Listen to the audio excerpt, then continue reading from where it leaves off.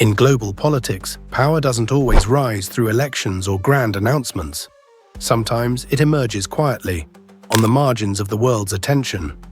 In West Africa's Sahel region, one name is now appearing more often in diplomatic briefings, security discussions, and geopolitical analysis. Captain Ibrahim Traoré of Burkina Faso. Young, military-trained, openly critical of traditional power structures. But the real question is this: is Ibrahim Traoré just another transitional leader, or is he positioning himself as Africa's next major geopolitical figure? Please make sure to subscribe our channel for latest deep dive news analysis. Like the video and comment your thoughts. Who is Ibrahim Traoré? Ibrahim Traoré rose to power amid widespread insecurity and public frustration in Burkina Faso. The country had been battling violent insurgencies, losing territory, and suffering from deep institutional weakness. For many citizens, the political system had failed to deliver security or stability. Traoré presented himself as a corrective force, a leader focused on sovereignty, territorial control, and national dignity.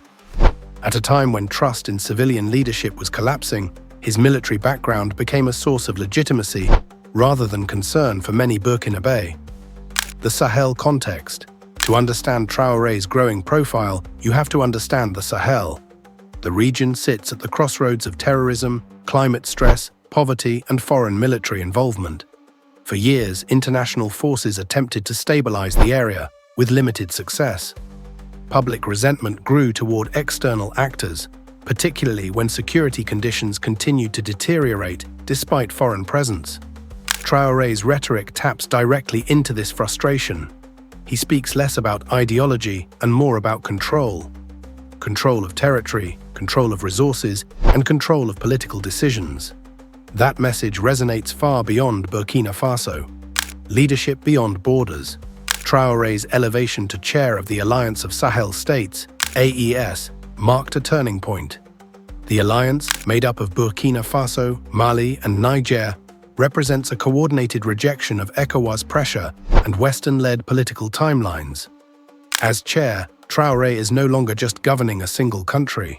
He is shaping a regional bloc with shared military strategy, diplomatic positioning, and economic ambitions. That shift transforms him from a national leader into a regional power broker. A new style of African leadership. Traoré's leadership style stands in contrast to many post-Cold War African leaders. He emphasizes national sovereignty over international approval, security before political reform, regional solidarity over global alignment. This approach appeals to a growing audience across Africa, particularly younger populations disillusioned with traditional elites. However, it also raises concerns among critics who warn that military-led governance risks entrenching authoritarian rule. Traoré's challenge will be proving that strength does not come at the expense of accountability. Global reactions. International reactions to Traoré have been cautious. Western governments express concern about democratic norms and human rights, while simultaneously recalibrating their influence in the Sahel. Meanwhile, non-Western actors are watching closely, recognizing that the region's strategic importance is rising. Traoré's decisions, whom he partners with, how he manages security, and whether he delivers tangible improvements will determine whether his influence expands or fades. Limits of power. Despite his growing profile, Traoré faces serious constraints. Burkina Faso remains economically fragile. Armed groups continue to operate. Humanitarian needs are immense. Geopolitical leadership requires more than rhetoric and alliances. It requires results.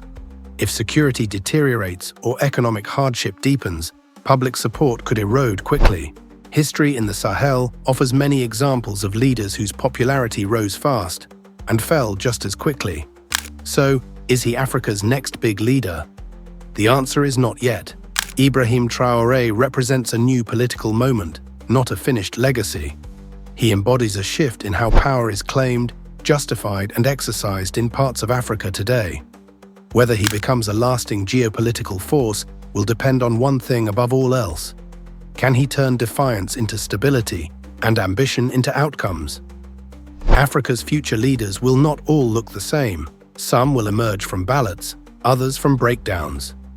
Ibrahim Traoré has positioned himself at the center of a regional transformation, one that challenges old alliances and tests new models of power. Whether history remembers him as a turning point or a transition will depend on what comes next. If you want clear, serious analysis of global power shifts beyond headlines, subscribe to the channel, because the next geopolitical leader often appears long before the world is ready to notice.